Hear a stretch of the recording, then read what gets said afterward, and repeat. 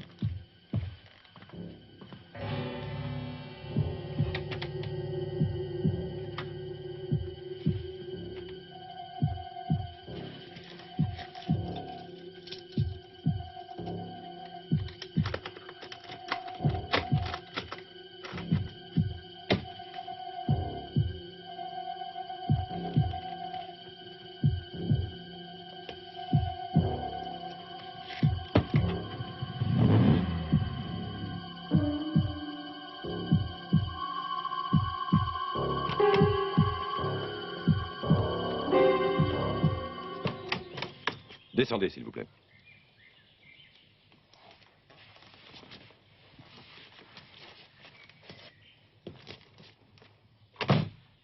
Qu'est-ce qui s'est passé? Qui a tiré là-bas? Quand vous savez qu'on a tiré dans... Tournez-vous.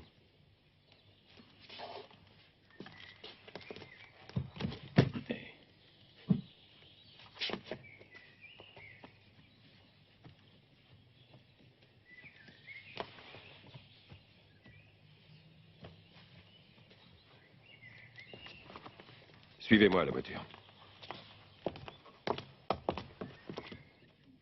Pour l'instant, nous ne pouvons pas tirer de conclusion exacte. Nous devons attendre des résultats plus précis. Vous ne vous opposez pas à ce que je vous enregistre? Non? Et pourquoi? Vous allez bien taper un rapport de police que je devrais signer, non? Tiens, tiens, monsieur est habitué. Vous avez souvent affaire à la police. J'étais policier avant de devenir détective privé. Des problèmes dans votre carrière? Ouais. Vous étiez ici en tant que détective privé engagé par le docteur Windsor. Non, non. Je suis gardien. Le docteur ne me connaît pas. Il ne m'a encore jamais vu. Je n'ai pas encore eu cet honneur. Je suis censé être le nouveau gardien du professeur. Par qui avez-vous été engagé? Sa femme, Madame Windsor. Et vous connaissez bien cette Madame Windsor? Où est-ce que vous voulez en venir exactement? Non, nulle part. Je suis le gardien ici. Je suis plus détective privé, c'est fini tout ça. Quand j'ai su qu'on cherchait un gardien dans cette maison, je me suis présenté, j'étais engagé. Bien sûr, à notre époque, il faut savoir s'adapter. Comment avez-vous su qu'on cherchait quelqu'un? Je m'en rappelle plus. Oui, c'est pas important. J'imagine que vous avez eu connaissance de cette offre d'emploi par l'intermédiaire de vos relations. Hein? Quand avez-vous commencé ce job? Depuis 4 jours. Des événements particuliers à signaler pendant ces 4 jours? Un meurtre, c'est tout.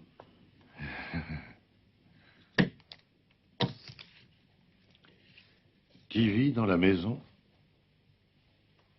Madame Windsor. Mais elle est partie hier pour voir une amie en Suisse. Son adresse? Vous étiez donc seul dans la maison hier soir? Pas exactement. J'étais dans mon appartement au fond du jardin, là-bas. Je vais vous dire quelque chose que vous allez découvrir. L'arme que vous avez trouvée, celle qui était près de la victime, c'est la mienne. Et vous la rangiez où, cette arme? Dans ma chambre, dans un des tiroirs de l'armoire.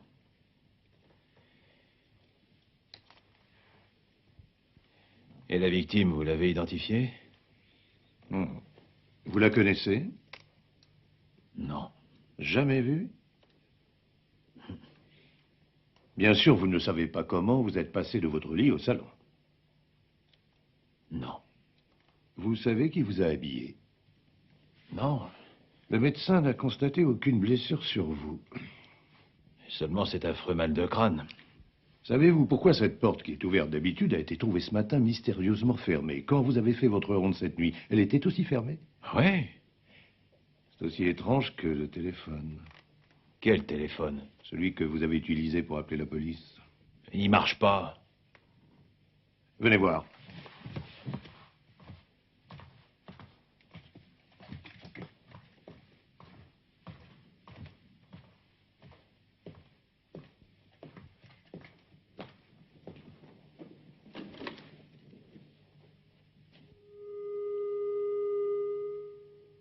Vous l'avez déjà fait réparer.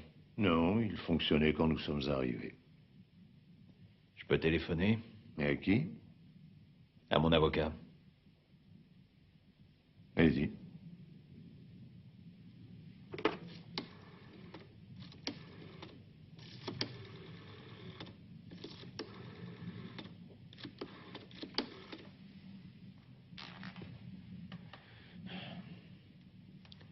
Dieter, c'est moi.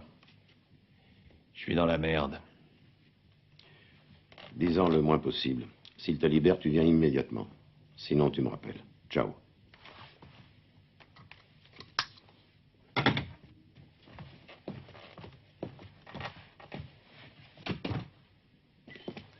Vous avez déclaré être monté dans votre voiture pour aller à la cabine la plus proche pour appeler police secours. Je comprends que vous ayez du mal à me croire. Pourquoi? Puisque le téléphone ne marchait pas, vous ne pouviez rien faire d'autre. Vous ne fermez pas votre porte la nuit? Non. Eh bien, nous allons la fermer maintenant. En attendant que les gars du labo fassent leur travail. Ils vont aussi inspecter votre voiture. Ils auront fini ce soir. Dites-moi, vous avez un autre appartement? Ouais, pourquoi? Parce que vous auriez pu prendre une chambre d'hôtel à nos frais. Je pense que vous voulez vous reposer.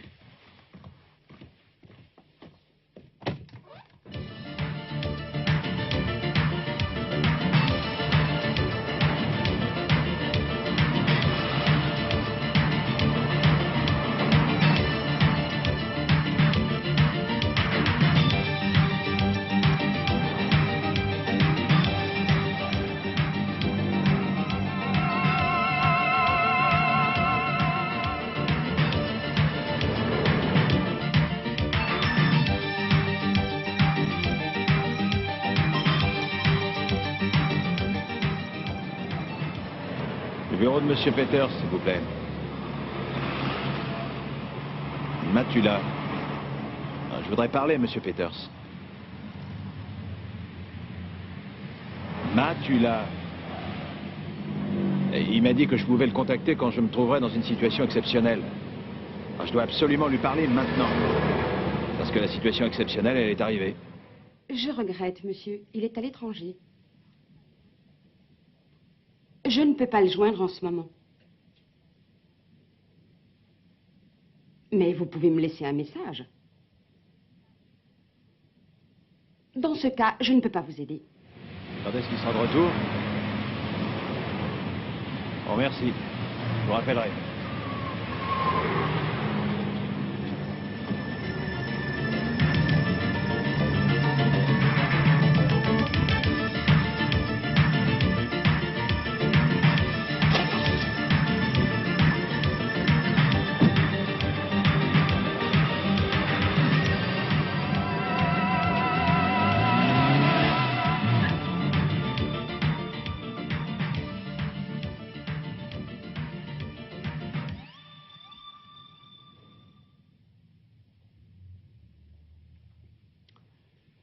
Alors, explique-moi, c'est qui le docteur Windsor?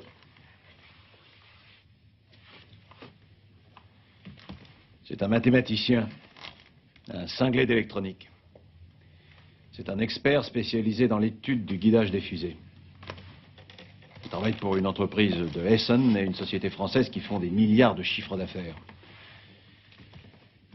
Alors t'imagines l'importance de ce Windsor. Comment as-tu rencontré un tel personnage? Dans le privé, personne ne peut l'approcher. Il n'a jamais voulu de garde du corps pour sa protection. 2 fois de suite, il a viré les responsables de sa sécurité. C'est pour ça que j'ai été engagé secrètement pour pouvoir le protéger. Engagé par qui? Non, c'est pas important. Ah bon, tu trouves? Je leur ai donné ma parole d'honneur. Juré craché, comme chez les scouts. Ouais, à peu près. Je commence à comprendre pourquoi tu ne venais plus me voir. Pourquoi tu dis ça? J'étais pris à plein temps. Bien que ton client soit absent. J'avais comme instruction de ne pas quitter la maison. T'as pas pensé à te servir du téléphone? Avant de venir ici? Maintenant, la police a pris ma place. Pourquoi pas dès le début? Dès le début, pourquoi? Parce que quand un homme est si important en ce qui concerne l'armement, c'est la police ou les services secrets qui doivent assurer sa protection. Ça, j'en sais rien. Qu'il protège quand il n'est ni à son domicile, ni... Au fait, où il est en ce moment? Il est en France. Et qu'il protège là-bas? Eh, j'en sais rien. D'ailleurs, ça ne me regarde pas. Tu ne crois pas qu'ils ont cherché à trouver le pigeon idéal et que tu sembles en avoir le profil parfait?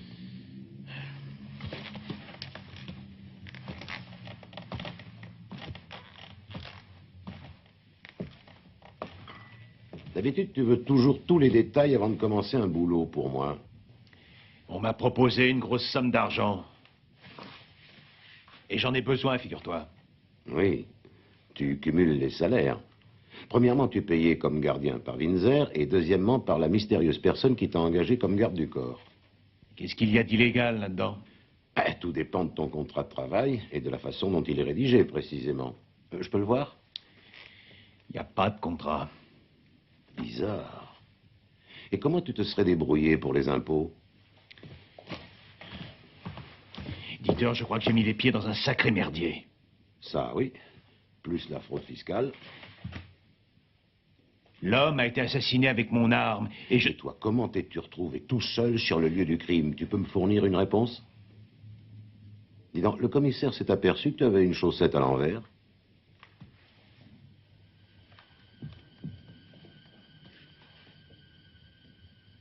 Je vais t'appeler œil de lynx. Ça aurait pu être une preuve pour la police que quelqu'un d'autre t'avait habillé. Si tu t'en étais aperçu, ça aurait pu jouer en ta faveur. Ouais, déshabille-toi. Et ne mange pas. Non mais t'es fou, quoi. Déshabille-toi. Puisque tu n'as pas été assommé, on t'a certainement fait une piqûre qui t'a endormi pour pouvoir t'habiller et te transporter dans le salon de la villa. Avec les 5 bières que tu avais bu, tu ne t'es certainement rendu compte de rien.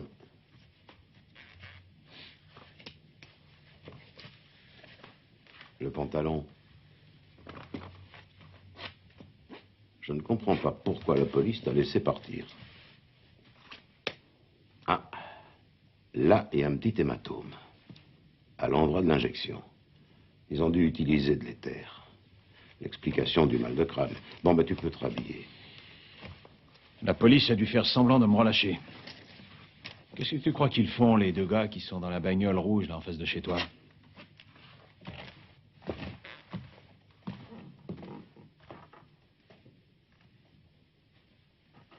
Tu es venu directement me voir?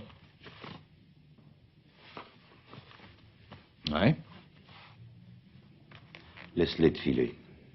Et ils vont prendre confiance en eux. Et tu sais ce que tu vas faire? Je vais me reposer quelques heures. Faux.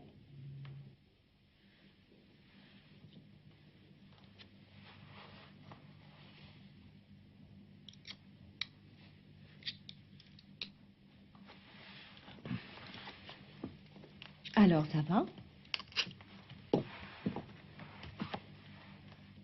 Vous n'avez pas peur de mourir? Mourir, pourquoi? Ben voyons. Avec tout ce sang en moins, personne ne peut survivre. Vous savez, ce qui me plaît chez vous, c'est votre humour. Moi aussi, ça me plaît.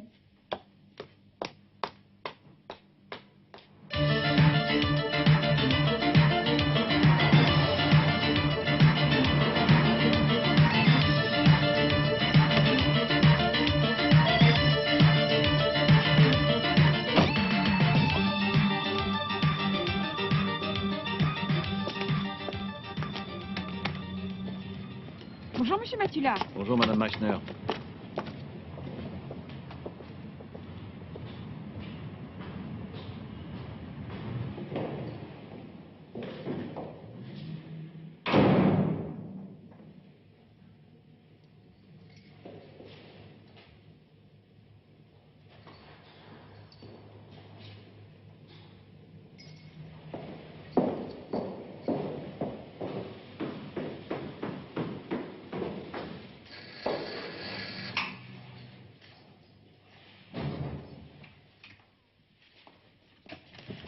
Ah, monsieur Matula.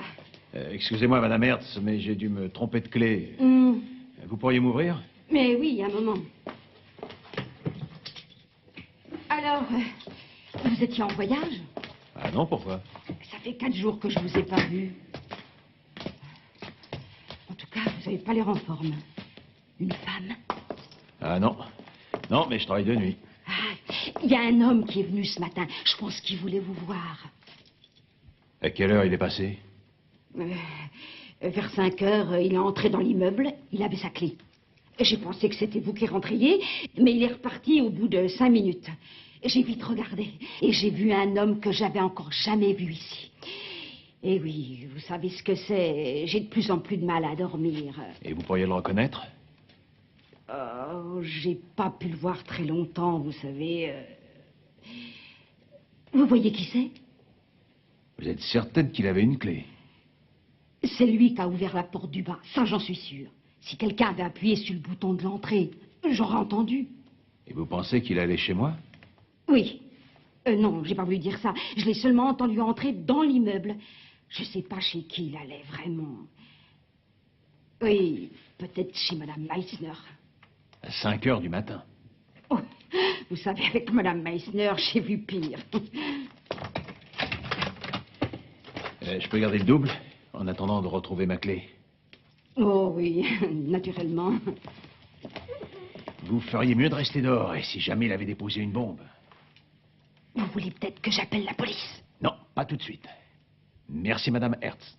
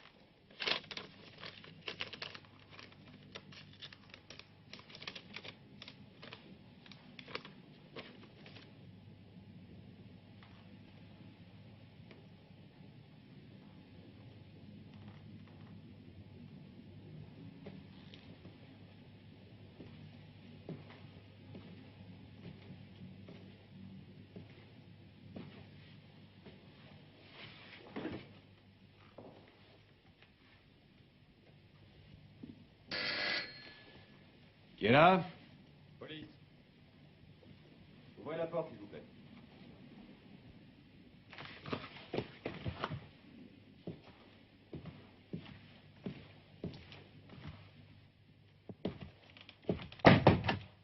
Monsieur Matula, Oui. j'ai un mandat d'arrêt contre vous et un mandat de perquisition. Je vous prie de n'opposer aucune résistance. Je suis fatigué, j'ai pas envie de me battre. Entrez.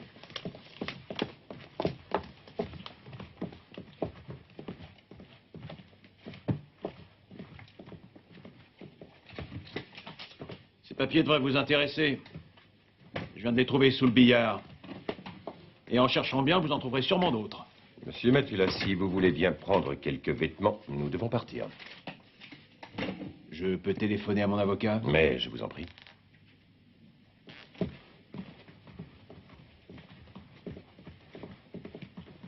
Quel numéro? 43 97 11.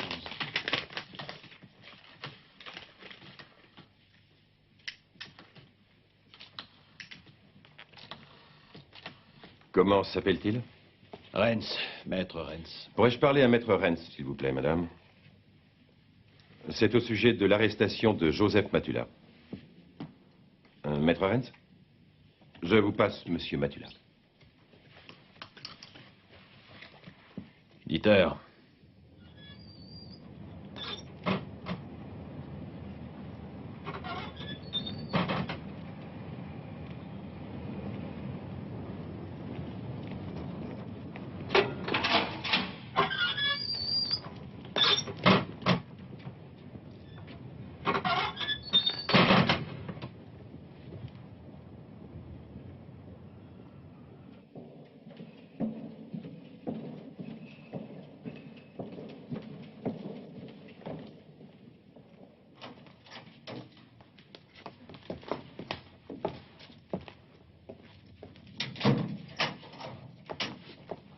Hé!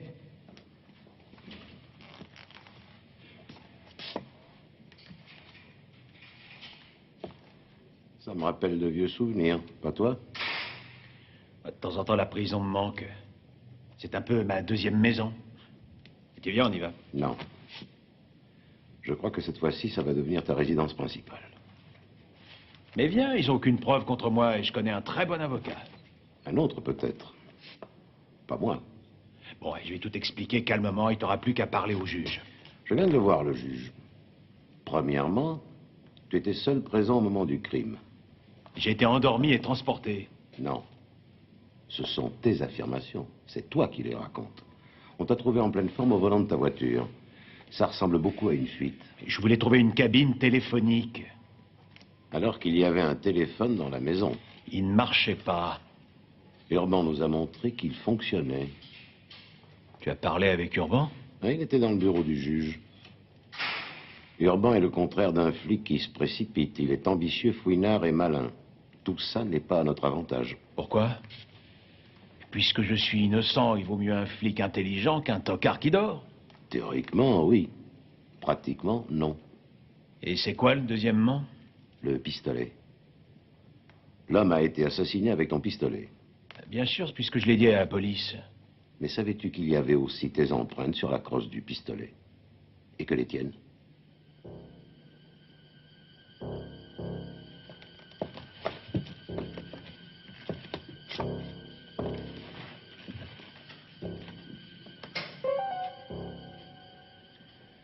En fouillant ton logement de gardien puis ton appartement, ils ont trouvé des photocopies des travaux du docteur Windsor. Ah. Et Urban, il en a conclu quoi? Ça, c'est le travail du juge d'instruction. Monsieur Urban ne s'occupe que des indices.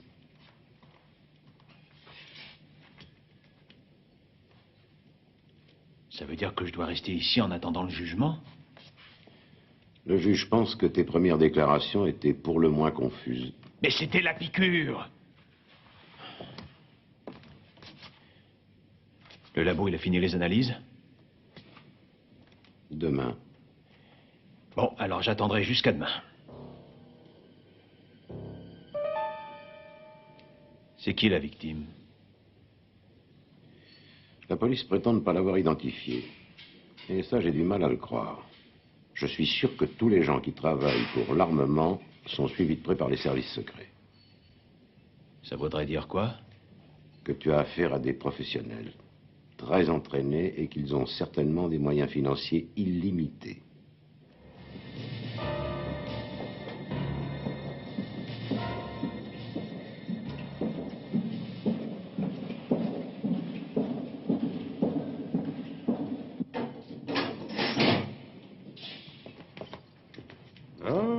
Matula. Je pensais que ton ami était venu te chercher. Comment je dois prendre ça? C'est le coup de foudre, hein? Tu peux plus te passer de moi.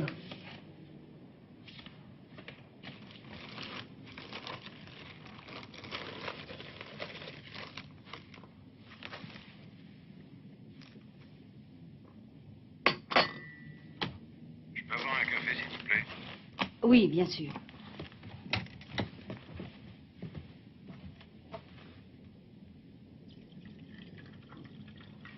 Merci. Je viens juste de finir de lire les journaux. Ils écrivent que l'assassin présumé est derrière les barreaux. Vous pensez qu'ils parlent de M. Matula? Présumé ne veut rien dire du tout.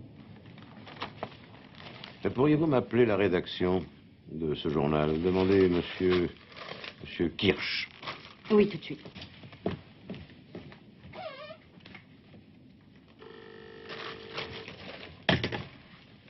Oui? Passez-le-moi. Renz, j'aimerais parler au journaliste Siegfried Kirsch, s'il vous plaît. Vous auriez son numéro personnel? Et vous pensez que je le trouverai là-bas? Merci beaucoup. Au revoir.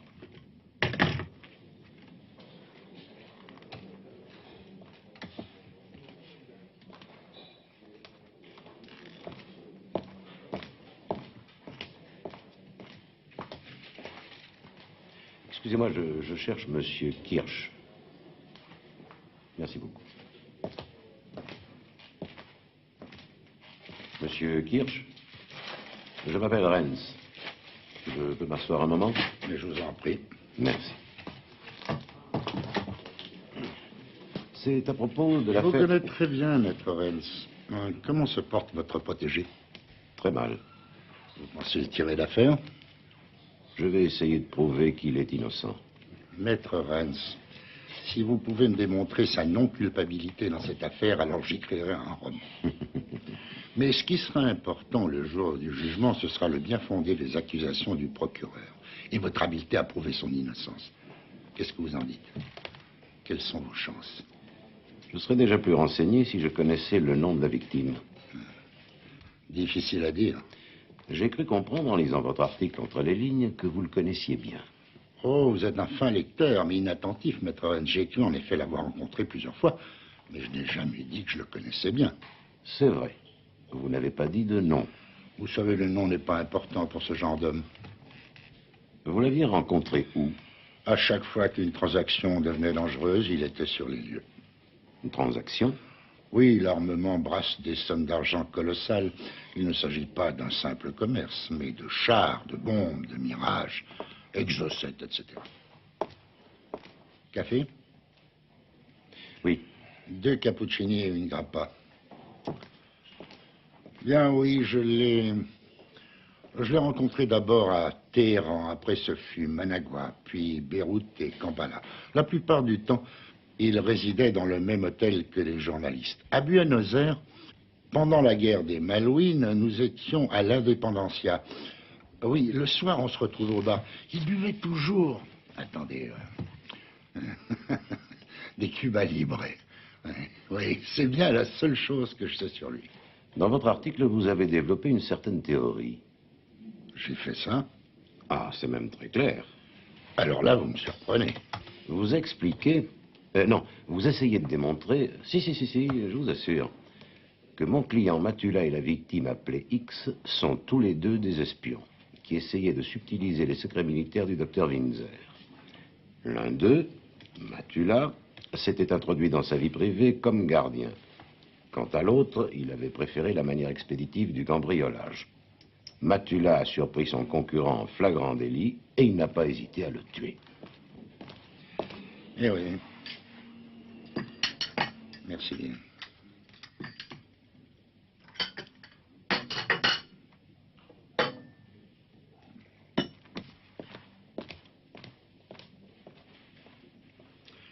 Intéressante, votre théorie. Ah non, c'est pas la mienne. Je vous cite textuellement. L'immatérialité de ce genre d'opération peut entraîner une baisse des prix du jour au lendemain. La chute de la valeur peut être vertigineuse, et ça, les experts le savent. C'est vrai, c'est bien le texte que j'ai écrit. Mais je n'ai pas écrit que je connaissais l'assassin. Je m'en garderai bien. Je ne prends pas la place du juge.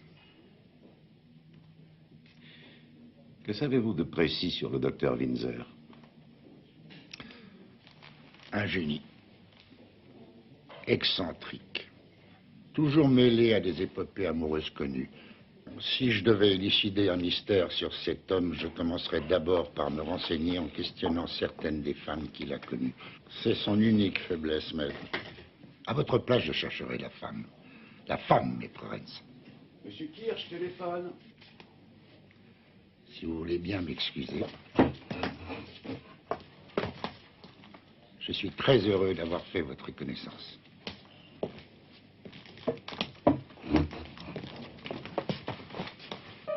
Kirsch.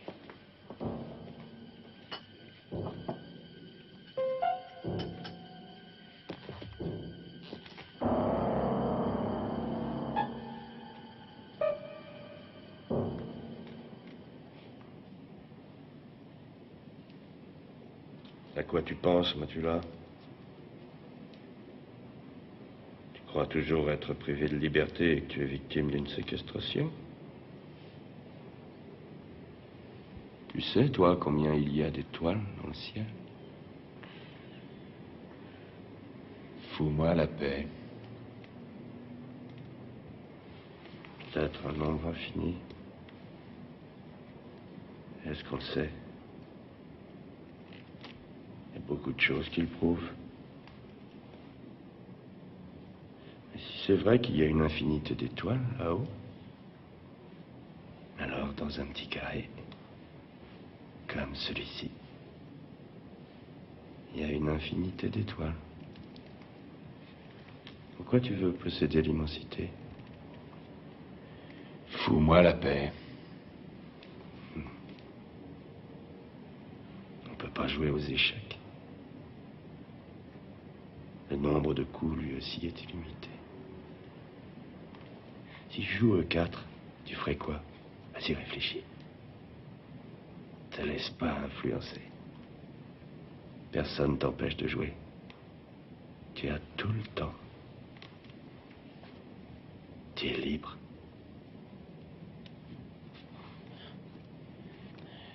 Ah oui, et si je veux une bière, comment je fais? Je sais ce que tu essayes de me dire, Matula. Tu crois vraiment que c'est différent dehors? Par exemple, si tu veux voler, tu crois que tu as le pouvoir de le faire? Si tu veux faire l'amour avec une femme, tu es sûr de l'avoir? Il n'y a qu'une seule différence entre la vie à l'extérieur et la vie à l'intérieur de notre prison. C'est que dehors, on accepte les limites de la liberté. Ici, on s'y habitue mal.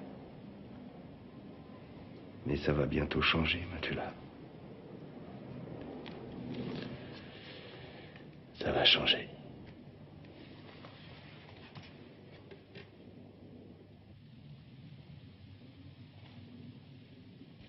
Ah, joli coup, monsieur le procureur. Vous ne jouez pas aujourd'hui? Et malheureusement, je ne peux pas faire autrement, je me suis foulé le poignet. En portant des dossiers? Je ne progresse plus. Vous pouvez peut-être m'aider. En effet, je pourrais. Mais je ne pense pas que ce soit judicieux. Il s'agit d'aider un de mes amis. C'est bien ce que je pensais. J'ai appris que vous représenterez l'accusation. Oui, et vous la défense.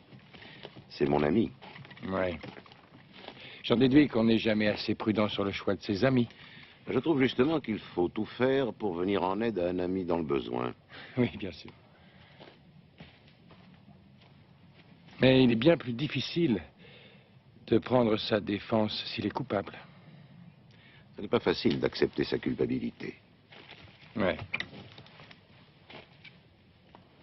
Dans une affaire pareille, je crois qu'il faut ne s'occuper que des faits. Ah, les faits. C'est souvent à double tranchant. Oui.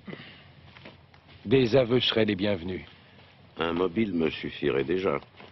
Ça, c'est facile. Même moi, je le connais. Notre ami a 70 000 marques de dette.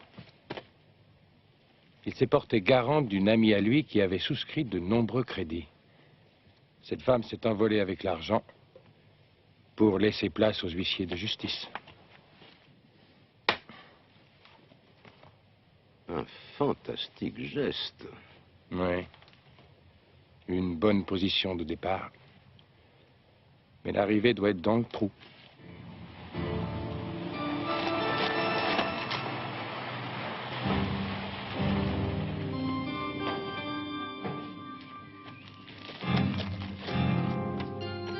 Monsieur Kirsch.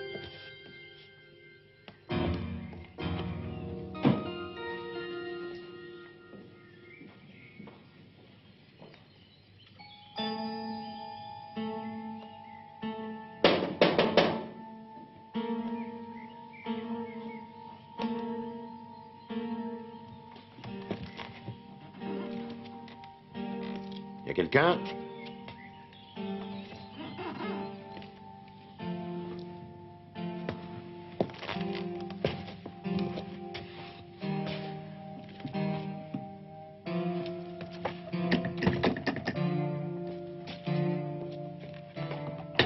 Y a quelqu'un? Sortez immédiatement d'ici. Mon nom est Rens. Ça n'est pas vous que j'ai eu au téléphone? Excusez-moi, s'il vous plaît. J'avais complètement oublié notre rendez-vous. Je viens d'avoir une discussion très désagréable. Je suis encore un petit peu nerveuse. Ah bon, vous n'êtes pas seul. Je vous dérange. Oh, non, non, non, non, non, non. Non, c'était une conversation téléphonique avec mon mari. Venez, nous allons passer au salon.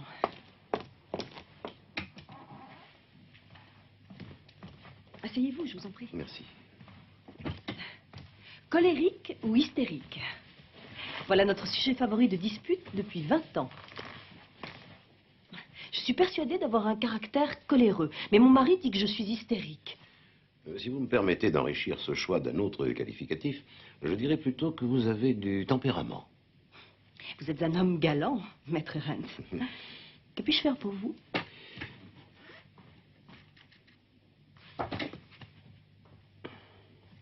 Je vous présente ma fille, Nathalie.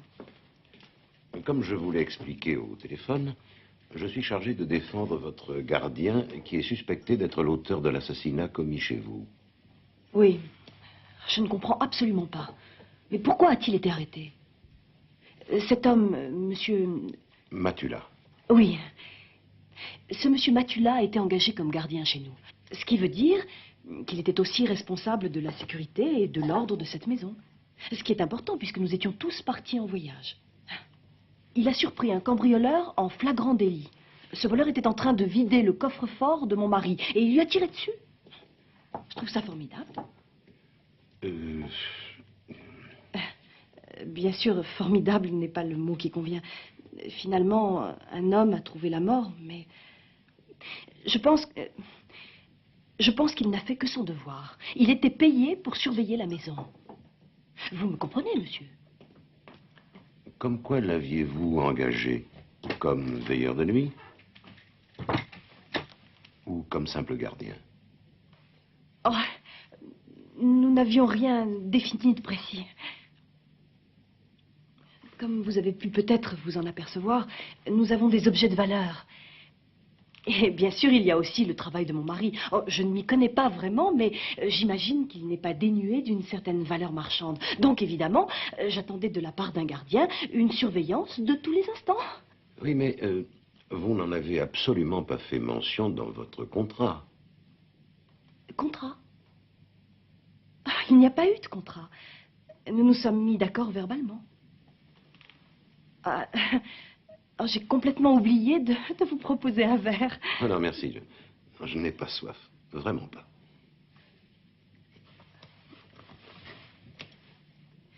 Vous savez, c'est moi qui ai engagé M. Matula. Oui. Je dois vous avouer que les raisons majeures qui m'ont fait choisir cet homme sont nombreuses. Je trouve que M. Matula inspire la confiance. C'est un homme sportif, très viril, plein d'énergie et surtout très travailleur. Je me sens souvent seule dans cette grande maison. Il m'arrive d'avoir peur. Votre mari est assez souvent en France. Oui, Et votre fille est rarement avec vous. rarement, oui. J'imagine que vous êtes heureuse qu'elle soit ici en ce moment. Elle ne reste pas longtemps. Elle reprend l'avion dès ce soir. Pour la France? Pendant la fameuse nuit, vous étiez chez une amie à Zurich, je crois. Oui. Oui, j'ai déjà tout raconté à la police. D'ailleurs, ils ont tout vérifié. Bien, Madame Windsor, je ne voudrais pas vous déranger plus longtemps. En tout cas, je vous remercie de l'intérêt que vous portez à mon client. Quand vous le verrez, je veux dire, si vous lui parlez, saluez-le de ma part. Et aussi dites-lui qu'il n'est pas licencié. Notre contrat verbal tient toujours. Oh. Quand je vois tout ça, je deviens folle de rage. Après votre mari? Bien sûr. Et il n'y a qu'avec lui que j'ai ce genre de rapport.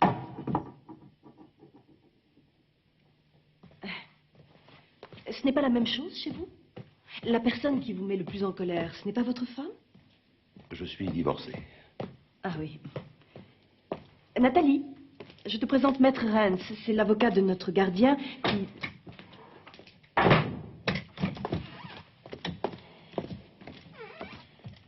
Je trouve ça vraiment dégueulasse. Moi aussi.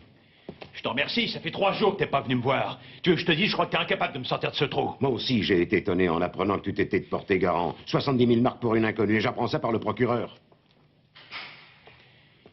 Pourquoi il t'a dit ça? Ça, c'est une bonne question.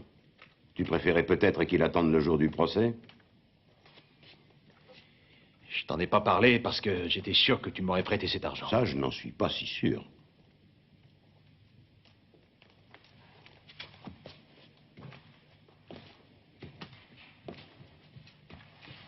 Ouais, c'était stupide de ma part, je sais.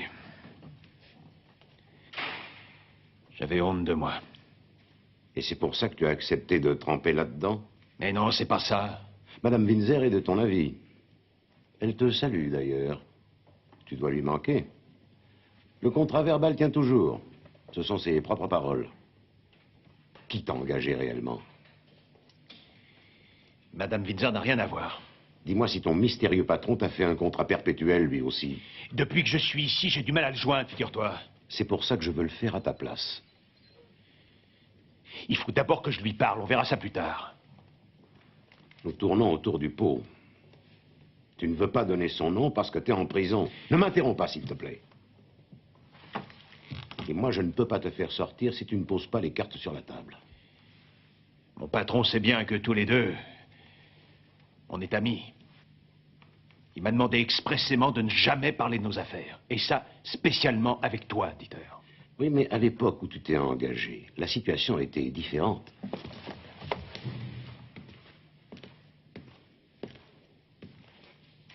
J'étais engagé pour ce boulot parce qu'on a confiance en moi. Et pas parce qu'on m'a trouvé meilleur qu'un autre. Toi, t'as fait des études. T'es un avocat brillant. Moi, je n'ai qu'une seule chose. Je n'ai que ma parole d'honneur. Tu peux aussi avaler une petite cuillère. Tu iras à l'hôpital. Et je fais comment? Tu dis au gardien que tu es malade, il t'examine à fond, et il t'envoie à l'hôpital pour t'opérer et retirer la petite cuillère que tu as avalée. Ah oui, merci beaucoup. Oui, mais comme ça, tout le monde te foutra une paix royale pendant au moins 15 jours. Marc, les toubibs surveillent de près les détenus qui vont à l'infirmerie. T'imagines bien qu'ils sont habitués à tomber sur des tirs au flanc et sur des gars qui en profitent pour s'évader. Ouais, faut pas trop les prendre pour des abrutis. Et c'est quoi le mieux? T'as été opéré de l'appendicite? Ouais. Tu connais les symptômes d'une crise d'appendicite aiguë? À peu près. Ah non, faut savoir exactement, sinon on ne va jamais te croire. T'as de la chance, j'ai eu la mienne il y a 2 ans.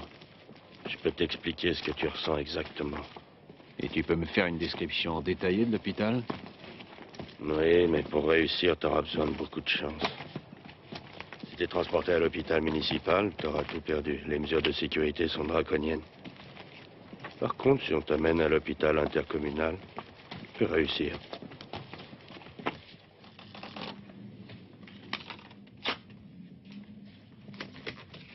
Je ne peux que vous déconseiller de vendre en ce moment. À la limite, vendez les actions. Mais à votre place, j'attendrai. Les fluctuations du marché américain me forcent... Je ne veux rien vendre du tout, mais emprunter.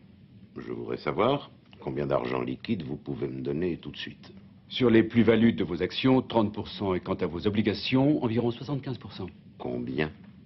Si vous pouviez me révéler la nature exacte de l'investissement que... Il s'agit bien d'un investissement? Non, je ne peux rien vous dire. J'ai besoin d'argent, un point c'est tout. Vous savez pertinemment que dans ce cas, les intérêts que nous pratiquerons seront supérieurs... Mais c'est très clair. Bien, alors... 250 000 marks. Comme vous êtes un bon client et que je vous connais bien, je peux aller jusqu'à 280 000, ça va? Espérons. Nous sommes dans l'obligation de croire que l'accusé n'a pas agi seul. Pour l'instant, rien ne dit que nous avons affaire à une bande. Écoutez-moi, maître Renz. N'essayez pas d'interpréter différemment mes conclusions. Je ne viens pas de vous dire que le meurtre avait été commis par plusieurs assassins. L'homicide, si vous voulez. Je parle de toute la structure d'espionnage à laquelle nous sommes confrontés dans cette affaire. Dans ce genre d'activité criminelle, le tueur est rarement seul. Monsieur Matula n'a pas agi sans commanditaire, ni informateur et complice de toutes sortes. Hypothèse. Oui, bien sûr. Mais elle est plausible. Je dirais même vraisemblable. Et logique, mon hypothèse. Il suffit de bien regarder l'accusé. Ce n'est pas un homme de décision. Je le vois mal, seul contre les puissances de l'armement international. Mais de quoi parlez-vous, monsieur Arendt? Oui, monsieur le procureur, ce n'est pas votre plaidoirie. Je suis au cœur de notre affaire et je peux vous donner 2 raisons valables de refuser la liberté provisoire. La fuite organisée et le risque de collusion. Je pense qu'une fois que M. Matula sera libre, il fera les choses suivantes. Petit A, prendre contact avec ses supérieurs immédiats. Expliquer. Attendre les instructions. Puis, petit B, préparer avec ses complices sa fuite et sa disparition dans un pays quelconque. Il y a même une autre possibilité, C, qui arrive fréquemment dans ce genre de situation, c'est que ses supérieurs estiment que Matula en sait trop et qu'il doit disparaître de façon définitive. Dans ce cas, le tribunal qui aurait accordé la liberté provisoire serait responsable. Je vous comprends, mais M. Arendt parle en termes qui, malheureusement, n'existent pas, la détention préventive. Comme vous voulez. Limitons-nous aux 2 premières possibilités, A et B. 2 éventualités qui ne sont fondées pour l'instant, et vous le savez, qu'uniquement sur vos hypothèses, monsieur le procureur. L'existence d'un réseau. C'est possible, mais pour vous opposer à la liberté conditionnelle, vous devrez me fournir des explications plus claires. Et surtout des preuves. Monsieur Matula, qui vous a engagé pour travailler chez Madame Windsor? C'est Madame Windsor qui m'a engagé comme gardien. Je me sens mal. Excusez-moi, je pourrais avoir un verre d'eau? Apportez à boire à monsieur, s'il vous plaît. Et n'oubliez pas de refermer la porte derrière vous.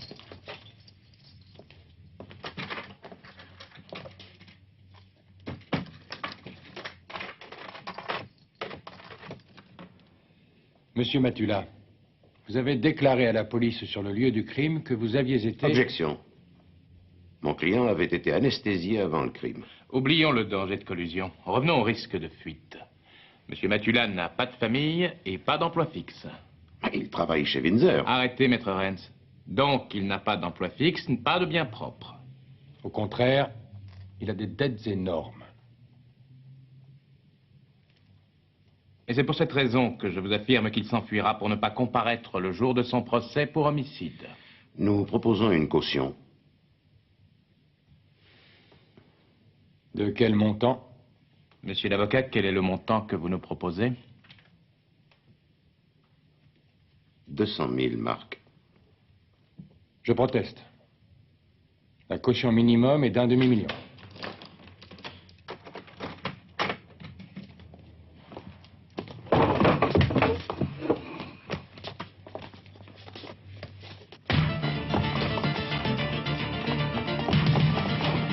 Arrêtez-vous!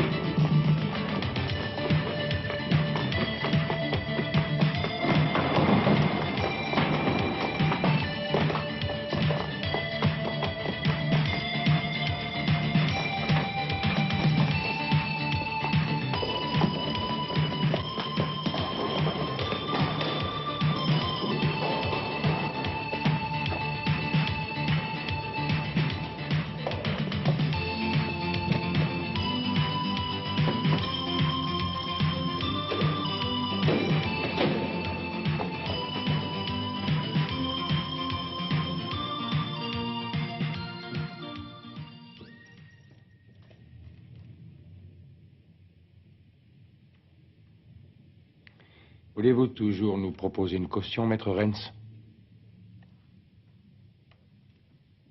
En tout cas, le plus important, ce n'est plus de trouver des preuves, mais de réussir à l'arrêter de nouveau.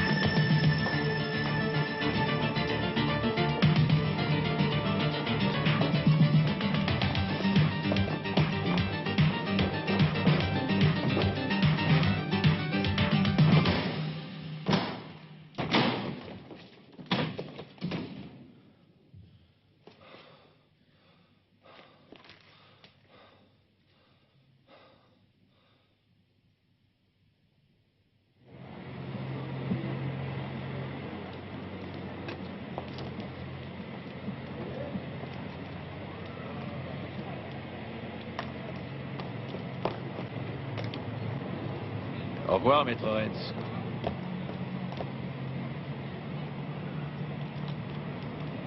Tout est en ordre. Merci, monsieur.